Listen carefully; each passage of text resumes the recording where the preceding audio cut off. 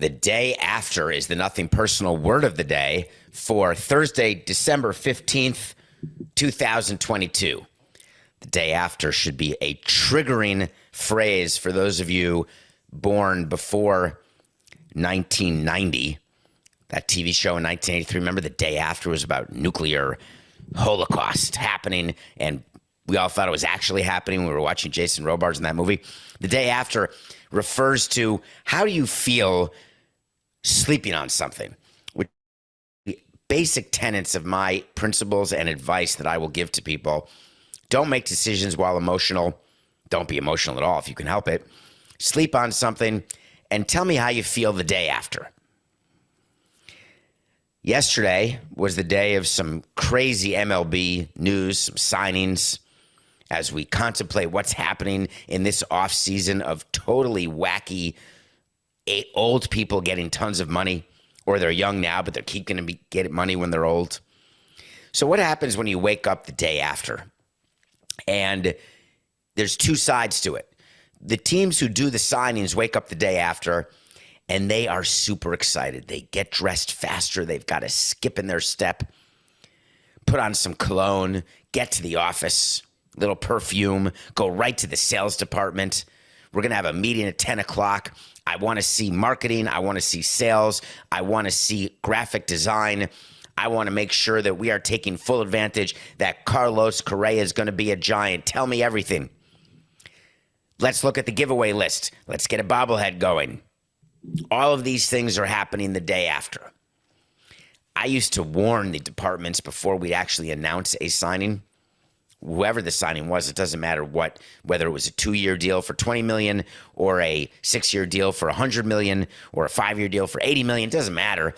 We would warn certain departments, including our baseball department, our clubhouse department, hey, we're going to need a jersey. We've got a press conference tomorrow. Hey, we want to get this person into the rotation for community appearances. We call our community affairs department. So we are getting everyone ready for the day after. So that's the club who signs the player. The club who doesn't get the player, they have a different type of day after.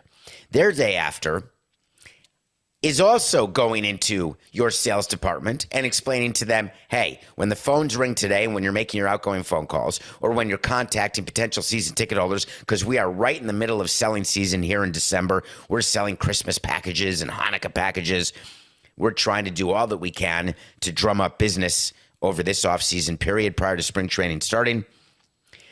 Here's what we're going to tell people when they say, you didn't get Correa, like with the Giants after Aaron Judge, the day after. You didn't get Aaron Judge.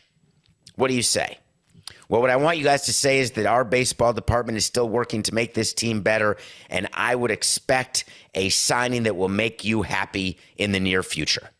The only way the sales department knows about that is if the president of the team goes in and says, by the way, don't despair that Judge went to the Yankees. I assure you that we're doing something else.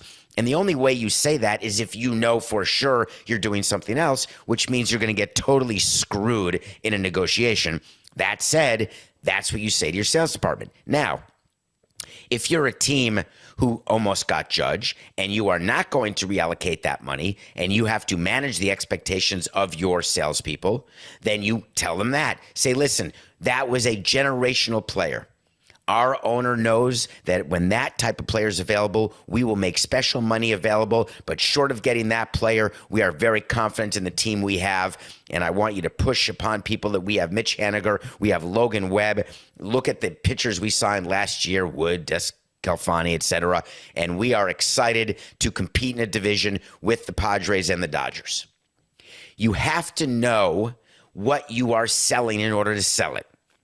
You have to communicate with different departments in your company, and to do it properly, you have to have vision. You can't be left one day, right one day, zigzagging where people don't know what the hell you're doing. You have to have clarity of vision and clarity of communication. What about the day after when you're a team who is being rumored to be engaged in a player? What do you do there? I would not be in touch with my marketing department or sales department if I am in the mix for a player And it's too early for me to know whether or not we're going to give in and meet the player's demands and get the player, whether we're going to move on and supplement with mid-range players. Too early for me to know, so I'm not communicating anything. The teams who are in the Carlos Rodon sweepstakes are in that position. They have no way to know where he's going to choose. Is he going to be a Cardinal? Is he going to be a Yankee? Is he going to be a Cub? There's interesting pressure that is being brought to bear by his agent, Scott Boras, and the pressure is this. The offseason is coming to an end.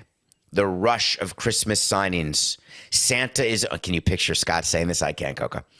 Santa is still delivering presents, but soon he will be back to his home in the North Pole, and you will be left out in the cold.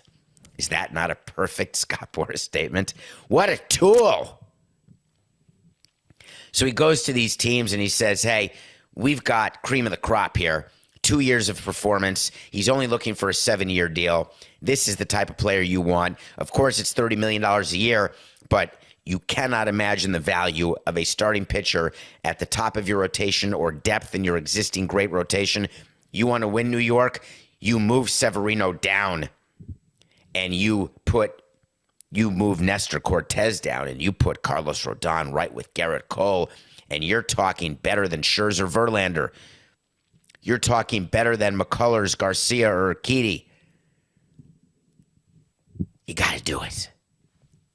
The Yankees say to themselves, what is our appetite for another long-term deal? So they're weighing the risk. They're trying to figure out which direction they want to go. In the meantime,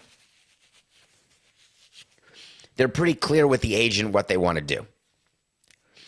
They don't want Scott Boras to believe that they are desperate for Carlos Rodon. So what they should be doing is calling up Scott and saying, we have an offer for him. It's a 5-year, $100 million deal. That is more money than he's made. That is a $20 million AAV. And that goes out more years than we are comfortable. But we think that's a fair deal. Scott takes that offer to the Cardinals, and he says, listen, I've got 6/130. You want him? He doesn't have 6/130. He has 5/100. But the Cardinals say he has 6/130. We told our salespeople we're getting another pitcher. We're competing in a league where if we don't win our division, we're not going to make the playoffs. We are the St. Louis Cardinals. All right, we will go to 6/135. All right, I'll be right back to you. Goes back to the Yankees and says, we're not going to do 5/100, but we've got the team right in your division who's in for 6/140. So you're going to have to beat that. Do you see the pattern I'm doing here? The day after refers to the way agents take advantage of teams who are left holding their cojones the day after big signings happen, who are left with owners who are looking at their team saying, we're not good enough, but we're supposed to be. The day after is full of false bravado, excitement for teams who do sign and overpay these players. They wake up and they milk it, and they assume everything's going to be okay until it's not.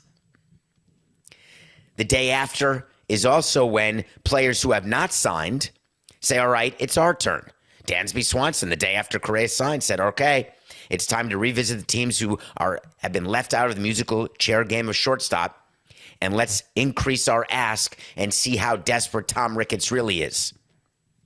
And it doesn't help that Cubs fans and Cubs media are calling Tom Ricketts cheap and calling him not engaged, not participating. Tom Ricketts calls up Jed Hoyer and says, hey, is there an Edwin Jackson around here? Is there someone we can overpay to let people know that they can love me again? Of course, then you have the day after for teams who aren't involved anyway, right? Bob Nutting didn't do anything new today than yesterday. Bruce Sherman, John Stanton, they didn't do anything new. The owners of the Pirates, Marlins, Royals, they just did the same thing they did the day before. And that's what they're going to do the day after, tomorrow. That's part of the beauty of baseball. Fans should have an expectation according to what their team is able to do or normally does do.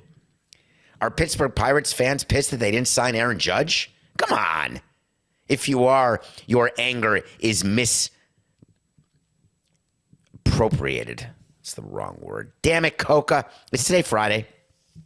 Misguided. Thank you, Coca. Right there, right in the right ear, baby. Misguided. What about these pitchers who take one-year deals? And I love this. I'm going to reclaim my career. I'm going to take the pillow contract. Carlos Correa. I didn't get what I wanted. I'm going to go to Minnesota. I'm going to make them all happy. I'm going to have them do all sorts of promotional things. I'm going to pose. I'm going to sign autographs, make appearances. But I'm definitely opting out after 1 year. But I'm not going to say that. I'm going to say, oh, I could be convinced to stay here because what if I suck and I don't want to opt out because I can't do better? So I don't want to burn the bridge. That's one type of player, the opt-out, the 3-year deal with the 1-year opt-out. Like, we're going to invest in you to make you a favorite in our community when we know you're there for a year and you're just using us. Forget it. What about just the 1 year, 1 year? Noah Syndergaard signed 1 year with the Dodgers. God, would I want to be the Dodgers. Giving Syndergaard $13 million plus another $1.5 million in incentives. What a great deal if you've got the money to do it. If you are a small payroll team allocating $13 million to Noah Syndergaard, no. Great name. Great hair. Don't get me wrong. But in terms of pitchability, in terms of taking the mound 30 times, taking the rubber, and giving you performance worthy of 13 to 15 million, no, that's a Dodger deal. And the reason why players love taking Dodger deals is they dream of being, let's say, an Andrew Heaney, who we drafted, or a Tyler Anderson. You take a Dodger deal and then parlay it to a long-term deal elsewhere, which the Dodgers don't give you. I wonder how that is. Oh, because they're not worth it anymore. Andrew Heaney, where is he, Coca? Texas? Is he on the Rangers? I think he signed with the Rangers for 2 years, like $25 or $24 million. That's going to be the least of the Texas Rangers' problems, quite frankly. But certainly, and Andrew Heaney is a nice enough guy. But he is not in any way a number 2 starter or a number 3 starter. He's a bottom of the rotation filler starter. He's like a 5 or 6 starter. That's it. So Syndergaard will play for the Dodgers 1 year, try to win 15 games, try to go far into the playoffs, and then go back in the market next year at whatever age. What is he, 30, Coca? 31? Go back in as a sort of middle-aged to high-age pitcher and try to get a multi-year deal. Will that work? You know what? Let's do a wait to see here. Ready, Coca? We will revisit this wait to see at the end of the 2023 season. Noah Syndergaard will have a worse season than Andrew Heaney. Think about that. Think about that statement, Coca.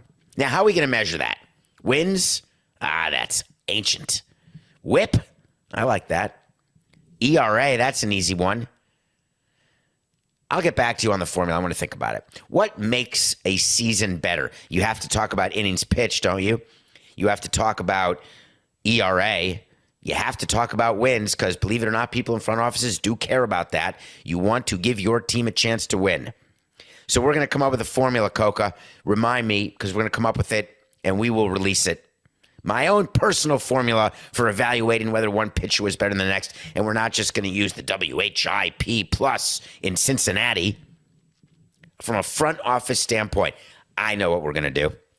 I'm going to call several baseball executives, and I'm going to ask them how they will evaluate at the end of the year whether Heaney had a better year or Syndergaard, and that's what we're going to use. Stay tuned, but that's a wait to see. Syndergaard on the Dodgers.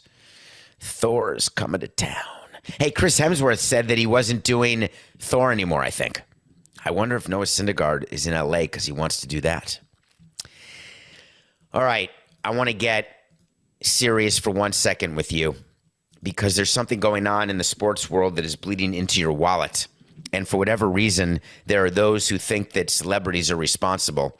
I'm talking about FTX. We have done segments on cryptocurrency.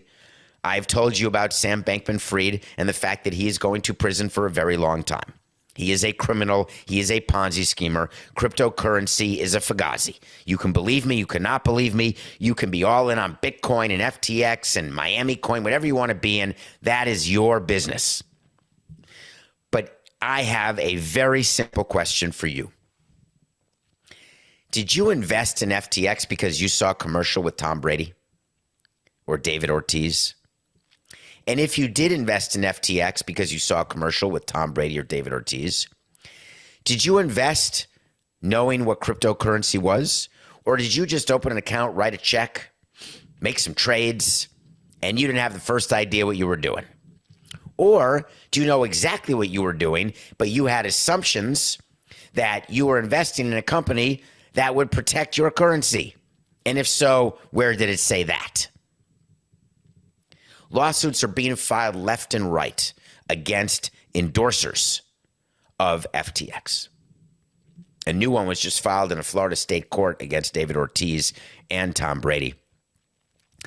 And I've got a real problem here. And here's what it is. This has nothing to do with privilege or color or age. It has to do with my working assumption in a belief that consumers are not idiots. It's a baseline legal principle. When I get on an airplane, I make an assumption that a mechanic knows what he's doing when he is upkeeping the plane, and that a pilot knows what they're doing when they're flying the plane.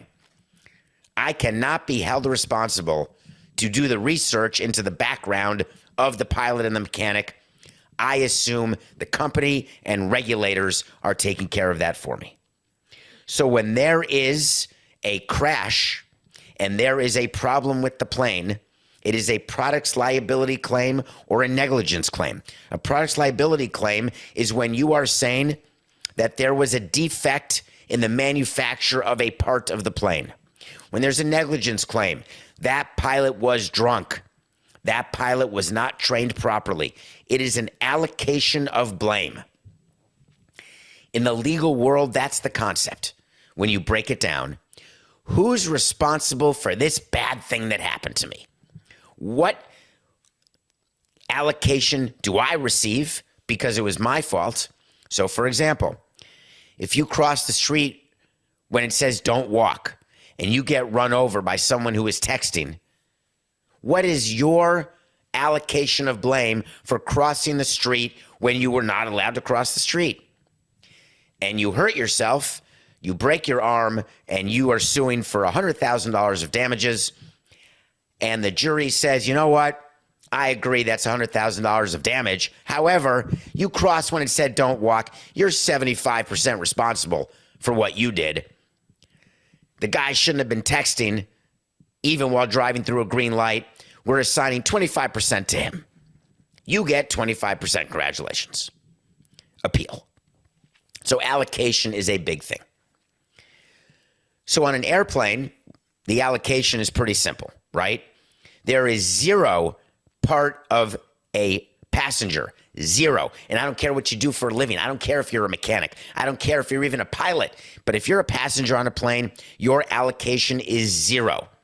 When you get on a Delta plane, you expect and are protected against any issues that happen. What about when you go bungee jumping? What do you think the forms are that you sign? When you go skydiving, the forms that you sign. They are signing that you are taking full legal responsibility for anything that could go wrong because skydiving is very dangerous. You die while skydiving and you sue everybody. Your family does. And what happens? The court says, well, I see all these forms you signed. Your dead child signed. Yeah, but who reads those forms? But that's not the question. You could read those forms because they're readily available, including magnifying glasses if the print is too small. Yeah, but this skydiving company, they didn't even put a parachute on the guy. A little different. Without a parachute, it doesn't matter what you've signed because that is to be expected that there will be a parachute. There is a risk inherent in skydiving, but the assumption that the parachute is on the back of the diver, of the person who you are co-diving with, that's pretty reasonable to assume. Can you prove that guy had no parachute? Ooh, now we've got ourselves a lawsuit. When we're talking crypto, several types of people here, right? I don't even know what the hell it is. That's one type of person. But there's Tom Brady. If Tom Brady says that I should do it, I'm going to do it. Hey, Jamie Foxx at BetMGM, I love you, man. You were so good in Ray. You're such a good actor. I'm going to bet on that team. Oh, my God, I lost all my money. I'm suing you, Jamie Foxx. What do you think? Does Jamie Foxx have a responsibility to all the people who lose their paychecks betting on BetMGM? Does Major League Baseball have a responsibility to you that you become a gambling addict? Or the EPL or NFL? Of course not. All we have to do is put a little phone number on the bottom of every commercial. If you or anyone else you know has a problem, call 1-800-GAMBLERS-USA. People standing by 24 hours a day, 7 days a week. What's that number? How the hell do I know? It's so small. I just want my damn eczema cured. Now, I understand it could cause kidney malfunction. I understand there could be incontinence and absolute impotence. But man, consult your doctor. Eczema will take care of it for you.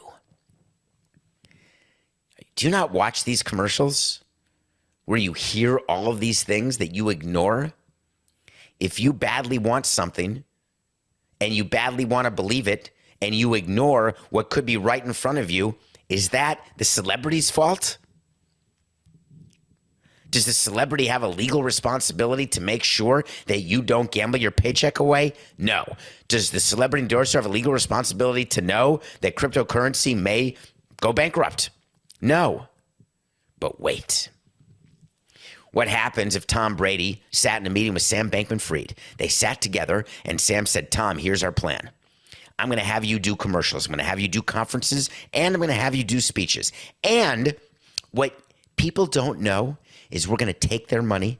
They're going to invest in this crypto exchange called FTX. We're going to sweep all the money out of their accounts, and we're going to buy yachts and Picassos, and we're going to buy mansions, and we're going to have another company over here that nobody's going to own except us.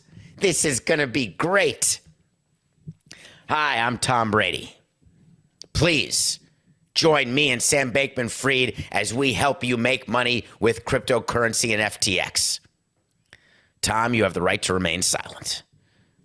That's a crime.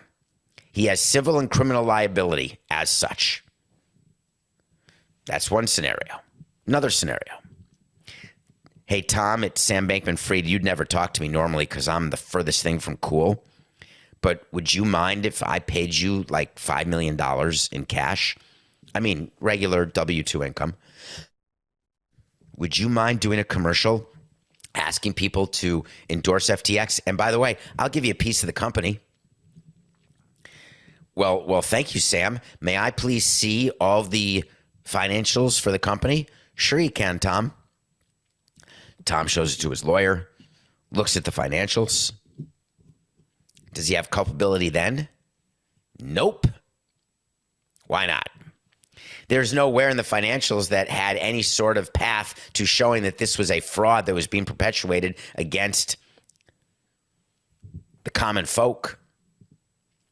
Tom has plausible deniability because he's a celebrity endorser, just like every endorser. If you endorse Johnson & Johnson dandruff shampoo and the people using it are dying of cancer, are you in trouble because they died of cancer? Only if you're told, hey, we want to endorse this product even though everyone dies of cancer. There's some culpability there if that happens. And I'm talking legal culpability, not moral. I can make a very cogent argument that Tom Brady or David Ortiz knew or should have known that Sam Bankman-Fried was full of shit, that he was not someone you wanted to bank on. But do you know the number of incels and people who come across my desk every day as president of the Marlins with ideas, and I had to have my spidey senses up, and sometimes I was right, like with Scott Rothstein. Sometimes I was wrong, like with Sir Pizza. There is no way to put onto somebody a level of knowledge that is not reasonable. There are so many things that are endorsed where I could call into question the morality of the product. Some religions, some amendments to constitutions, some political candidates. But the difference is, as consumers, it's our job to have our eyes wide open. Do I think that there was a kid out there who took all of their money or stole money from their parents and bought FTX because of Tom Brady telling him to? Maybe. Maybe it's true. But that doesn't lead to any sort of responsibility. Does Tom Brady or any other celebrity who endorses a product, do they need to know for sure the product is perfect and works? Do they need to know for sure that no one's going to get hurt by this product, that there's no negative results of them endorsing this product? There is a negative result in a zero-sum game. If you are endorsing Pepsi, you are hurting people who have jobs making Coke, because if more people drink Pepsi, then Coke stock price could go down because the volume of people drinking Coke could go down. Are you responsible for the jobs of the people who are making the syrup or pulling the cocoa nuts from the fields? Where do you stop? This lawsuit has no chance to succeed, but it raises a very interesting question, which is, what is the concern over a celebrity's ability to persuade people to do things that they otherwise wouldn't do? We have a word for that. It's called a snake oil salesman. There are suckers born every minute. That is part of our society. And if we try to legislate away all of the suckers, it's not going to work. We can't educate everyone to be able to look at a situation and come away with it with the same analysis. It's an impossibility. It should be enough that there are disclaimers, that there are forms that you fill out. It should be enough that there is a difference between depositing money in a bank account at Bank of America versus buying a cryptocurrency where there are no bank accounts and there are no records, and it is not government regulated. We have to have a sophisticated view of this, which is consumers, no matter their level of sophistication, know the difference between JP Morgan and Bitcoin. Now, there are levels of sophistication, and we have a government that regulates those levels of sophistication. So, for example, if you have a bank account or an investment account, you are not allowed to trade in futures or options or puts or calls or on margin, which is borrowing money you don't have to invest in things that are highly speculative, unless you are ruled to be a, quote, sophisticated investor, and there is a legal threshold for that, both in amount of money and in level of experience dealing with these issues. What level of sophistication are we supposed to impute onto a person in the crypto world with a commercial by Tom Brady or David Ortiz? Ask yourself that. My answer is simple. None. I'm assuming the lowest common denominator of stupid. And the lowest common denominator of stupid, which you can't legislate against stupidity, and you certainly can't eliminate it. But the pitfall of engaging in an activity that you don't know about because someone told you to do it, whether it's Tom Brady or your uncle, because you love Tom Brady, you love your uncle, you love the view of seeing someone on TV, and you get duped because of that. I'm not being robotic here, Coca, but that's the way of the world. What about the people on the street? Have you ever seen those games of the ball games where they hide a ball? What are those called, Coca? The guys who do that. There's a word for that, where they're showing you balls. There's one ball, and where's it going? It's sleight of hand, and there's people dropping money down, and tourists are getting suckered every minute because there's a guy who's standing outside the circle who says, oh, it's right there. I got $50. The ball's at number one. And all of a sudden the ball's at number one. They give $50 to the guy. And then he says, wow, this is so easy. It's free money. And then the tourist comes up and says, all right, I got $50. I see it. It's number 2. And all of a sudden the ball's not a number 2 and that person loses $50. Is there responsibility there for anybody? Yeah. It's to the idiot who lost the $50. We come back, we're going to review Survivor. The finale was yesterday, and we're going to have a conversation, a little World Cup conversation. We'll be right back. Welcome back to Nothing Personal. Today's Thursday. Our word of the day was the day after. Today is the day after Wednesday. Wednesday means many of, let's say 26, half the year. Wednesdays mean Survivor. Last night was season 43. I was the first boot of season 28. So it's been 15 seasons, which is, there's different numbers of seasons, 2 seasons per year, but you had the COVID issue. My season was February of 2014. Here we are in December of 2022. And Gabler won Survivor, a 51-year-old heart valve specialist who then decided to donate his entire winnings to charity. We can get into the tax ramifications of that later if we want. But what I'd rather get into is certain things that are going on with Survivor as they try to make it continue its relevance. I want to bring to your attention the genius of the casting people on Survivor. When you see a season unfold, you are watching unscripted TV and you're watching characters with an arc. You're watching characters being put together like puzzle pieces to form a story that will keep your interest, where you will be invested in the outcome of the story. It's exactly what fiction writers want when they're making up a TV series. They want to create characters that you have an investment in. You actually care what they do even though they're not real.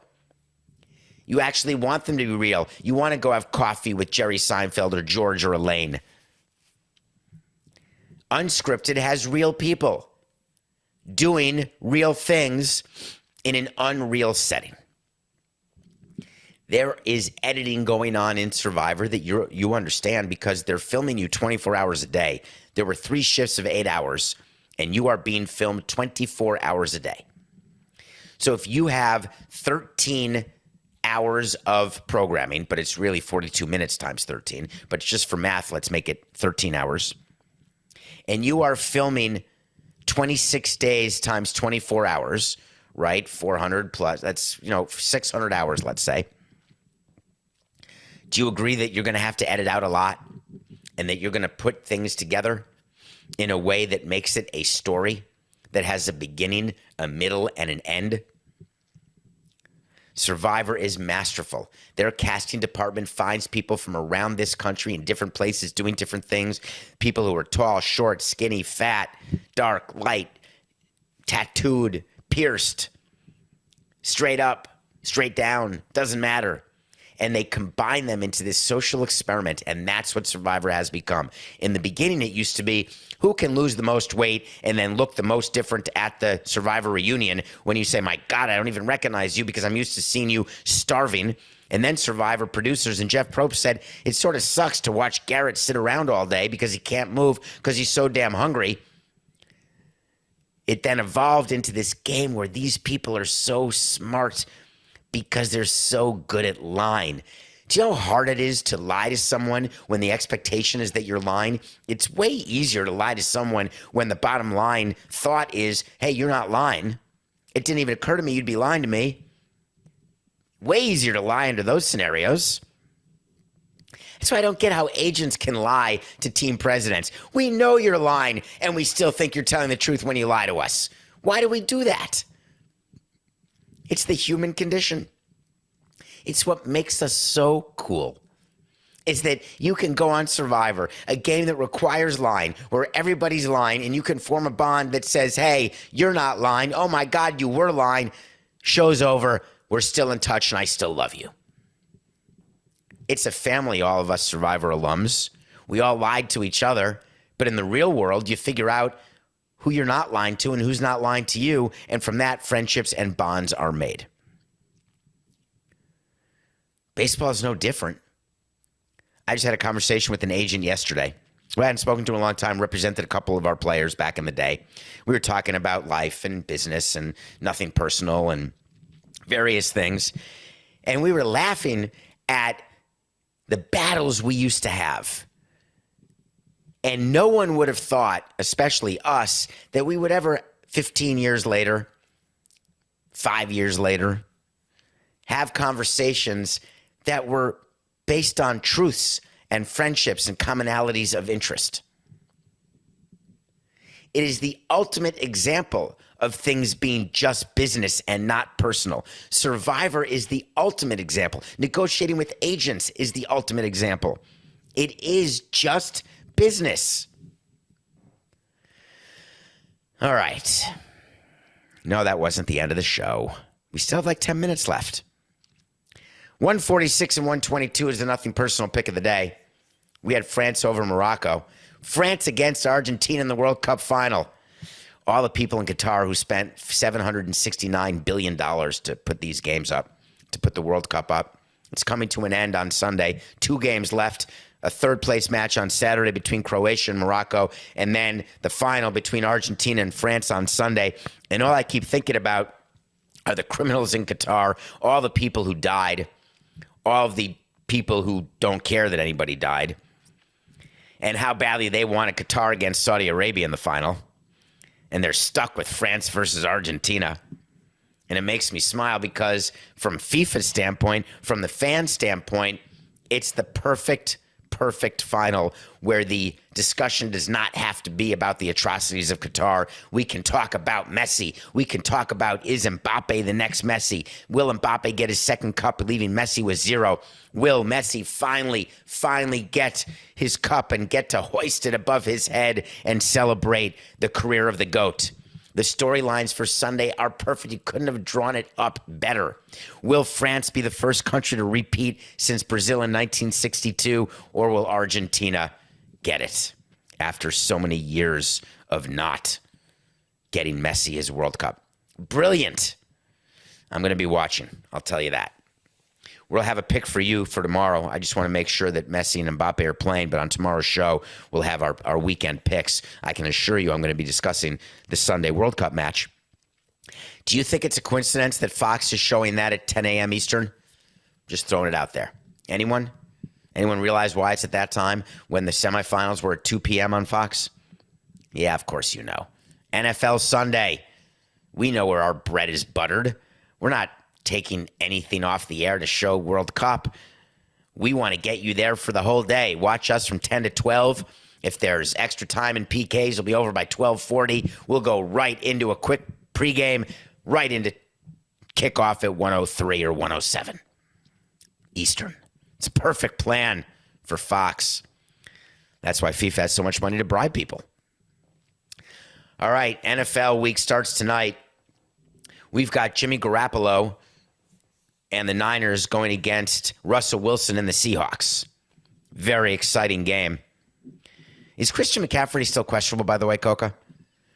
And they're definitely starting Purdy, that rookie who came in after Jimmy G got hurt, Trey Lance got hurt. Now they've got Mr. Relevant as their quarterback going against Geno Smith and a team that has overperformed, yet somehow the Niners are favored by 3. Guess which way I'm going? Not even a question. Niners -3 over the Seahawks. Seahawks were good at a moment, not anymore. Take the Niners, 146 and 122. There is an unwritten rule that we have in sports as executives with our players, and the unwritten rule is this. If we sell you under the bus, if we do something to you in public, there's a reason we're doing it, and we are going to speak to you or your agent about what we've done in almost all instances prior to us doing it. There are lessons we're trying to impart. There are messages we're trying to get to either the public or to your teammates or to other teams in our league. Gregg Berhalter is the coach of Team USA. May not remember, but Team USA had a nice run in this World Cup. Team USA, as we head towards 2026, with what was one of the youngest teams in the World Cup. By 2026, we will be far more mature as we and the rest of North America are hosting. There is hope, even in an expanded field, which is going to be amazingly cool, that the USA has a chance. The question is, will Berhalter be the coach? He did something the other day that caught the attention of one of his players and caught my attention. He had a news conference. He talked about Gio Reyna, who's a player for the U.S., a young player, who didn't play a lot in the World Cup, who was supposed to. And in the press conference, he basically said that Reyna did not practice hard, was not showing a ton of effort in a pre-World Cup friendly they did or something, and that he was told to address the team to discuss exactly why Reyna was behaving as though he was entitled or behaving as though he did not have to work as hard as other people on the team. And the ramifications of that were found in the lack of playing time in Qatar. It is not uncommon to make an example of a young up-and-coming superstar to give them work habits, good work habits. It is not strange at all that you would call out a young player in front of his team to embarrass that player into working harder. It is not uncommon at all that you would get veterans on a team to talk to the young player, to whip him into shape, to haze him in order to get that player to understand that he needs to do better. It is very uncommon to do that part in public, though. There is no reason, no matter how good Reyna is, no matter how bad his attitude is, no matter how poorly he practiced or what his general lack of effort was, to put that upon his teenage shoulders after a World Cup defeat was not a good strategy by the coach. Because what it caused, unfortunately, is Reyna to have to respond. And when you make a player respond publicly, you are making this a far bigger issue than it needed to be. And by the way, Reyna took the high road. He said in a post, I hoped not to comment on matters at the World Cup. These things should be kept private. And he's totally right. That being said, he said, statements have been made that reflect on my professionalism and character, so I feel the need to make a brief statement. And then he went on to explain that he's emotional and that he was disappointed in his behavior, and he apologized, and he did all the things that you're supposed to do in a statement. It was a perfectly worded post by Reyna. There's no chance that he wrote it himself. It came with the help of PR people, with the help of his team, maybe his family, with professionals. But it didn't pass the test for me because I don't want my coach making my player make a statement like that. I want it planned out better.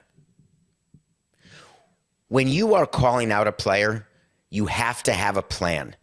You have to have a reason, and it has to be relevant to something that's acute and something that can make a difference.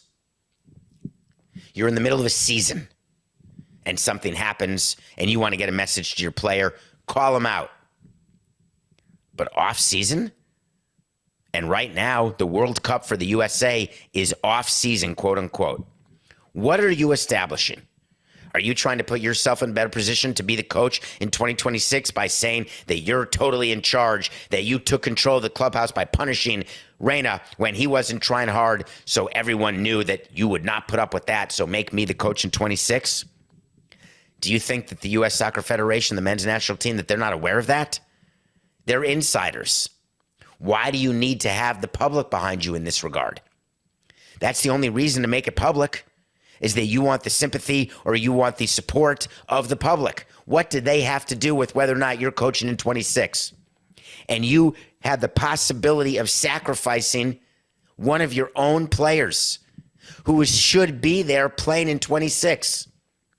If you want to get him to perform in 26 better, there are myriad ways to make sure it's not a repeat of 22, none of which include going public about his efforts and the fact that you had him apologize to the team.